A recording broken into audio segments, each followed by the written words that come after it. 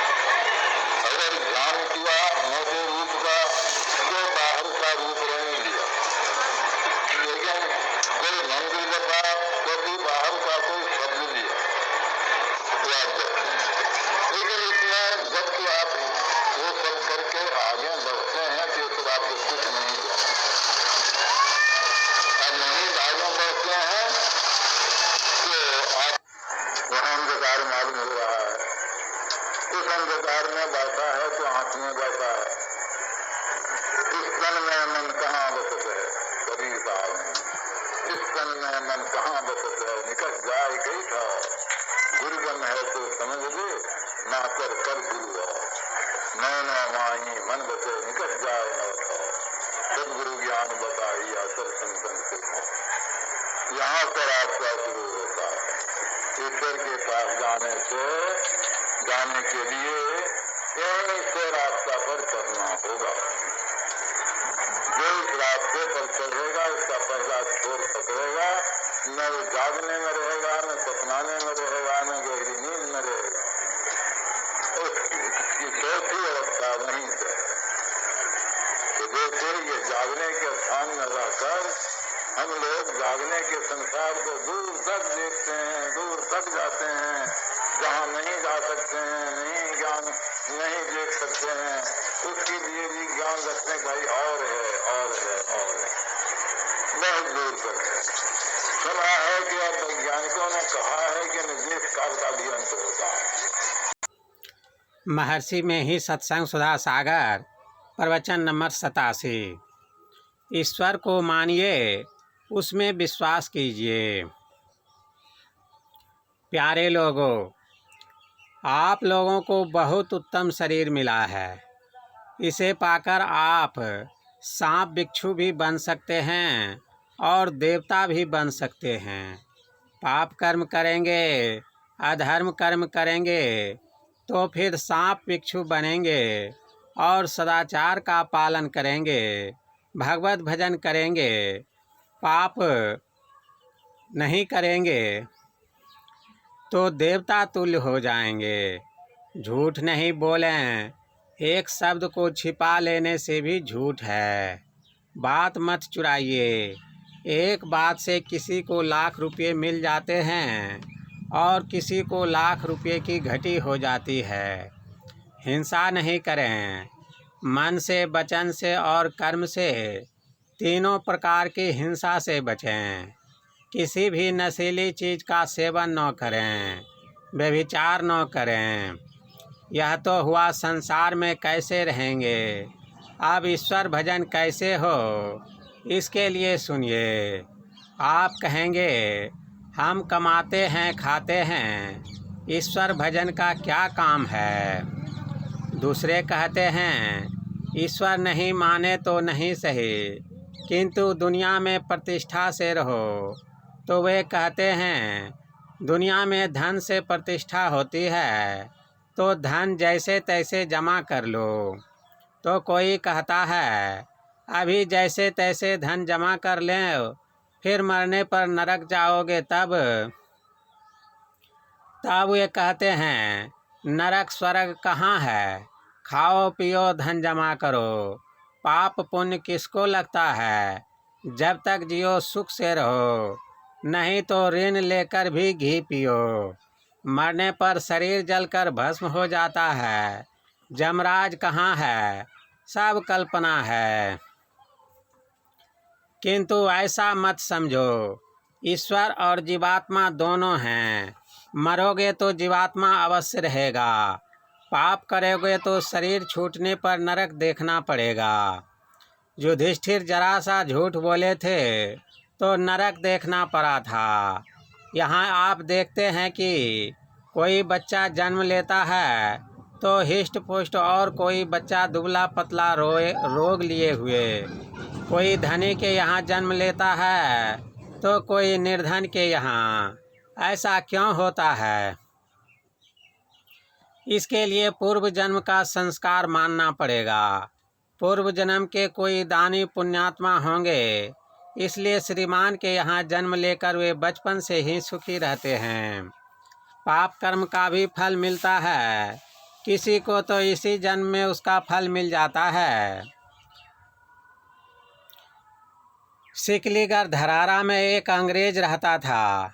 वह मनुष्य को मनुष्य नहीं समझता था, पशु समझता था। बड़ा बदमाश था, लोगों को बहुत सताता था। कुछ दिनों के बाद वह पागल हो गया। भीख मांगकर खाया, राजदंड हुआ। पुलिस उसको खूब पीटती थी। उसी से चाबी लेकर उसी का धन खोल खोल कर लेता था। ईश्वर को मानिए, उसमें विश्वास कीजिए। स्वर्ग नरक है, इसको भी मानिए। कर्म फल के अनुसार नरक स्वर्ग और दुख सुख भोगना पड़ेगा ही। संसार में तो सुख है ही नहीं। ईश्वर भजन कीजिए, मोक्ष मिलेगा, तभी सुख है। पहले ईश्वर को जानिए कि स्वरूपतः कैसा है। लोग समझते हैं कि ईश्वर बड़ी सुंदर देह वाला और सिंहासन पर विराजमान होगा, किंतु असली बात तो यह है कि ईश्वर की पहचान आँख से होने योग्य नहीं है। वह कान से सुनने और नाक से सूंघने योग्य भी नहीं है। त्वचा से स्पर्श होने योग्य नहीं है। वह इंद्रियों से ऊपर है। शरीर और इंद्रियों को छोड़कर आप स्वयं रहते हैं। तब अपने से जो पकड़ेंगे वही ईश्वर है।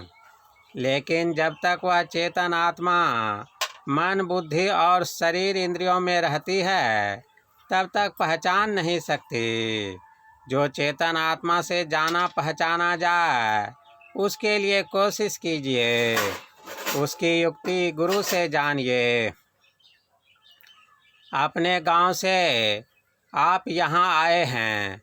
जब आप घर जाने लगेंगे तो जैसे जैसे जिस रास्ते से यहाँ आए हैं, यहाँ से उधर जाने में वैसे वैसे इन सब गांवों को छोड़ते छोड़ते अपने गांव पहुँचेंगे। उसी तरह आप शरीर इंद्रिय और मन बुद्धि में आ गए हैं। इन सब को पार कर वहाँ पहुँचिए जहाँ से आए हैं। किसी चीज़ को समेटिए तो उसके विपरीत की ओर उसकी गति हो जाती है।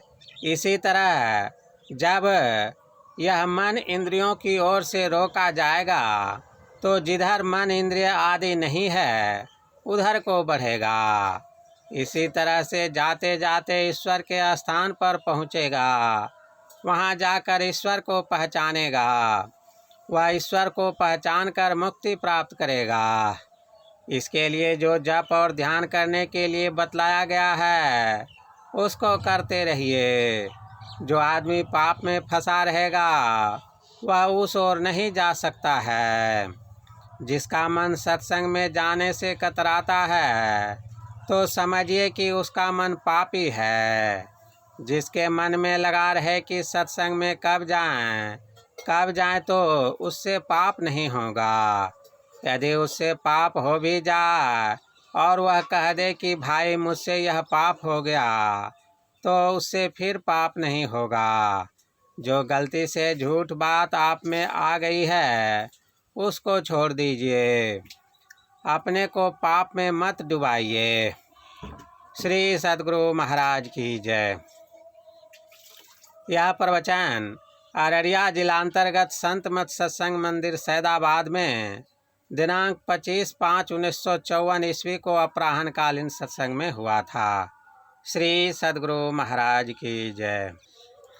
प्रभु प्रेमियों, अभी जो प्रवचन का पाठ आप सुन रहे थे वह महर्षि में ही सत्संग सुधा सागर नामक इसी पुस्तक से पाठ करके सुनाया गया। इस ग्रंथ को आप सत्संग ध्यान स्टोर से ऑनलाइन मंगा सकते हैं। इसके लिए वीडियो के विवरण में लिंक दिया गया है और इस स्टोर से आप सत्संग ध्यान से संबंधित अन्य सामग्री भी मंगा सकते हैं। अगर आपको इस तरह का वीडियो पसंद है तो इस चैनल को सब्सक्राइब कर लें और अपने इष्ट मित्रों को भी बतावें, अर्थात शेयर करें, जिससे कि उनको भी लाभ हो, और हमें भी कमेंट करके बतावें कि इस प्रवचन के पाठ से आपने क्या सीखा समझा। इससे आपके ज्ञान का रिवाइज होगा और आप सत्संग की बातों को जल्दी से जल्दी समझ सकेंगे। श्री सद्गुरु महाराज की जय।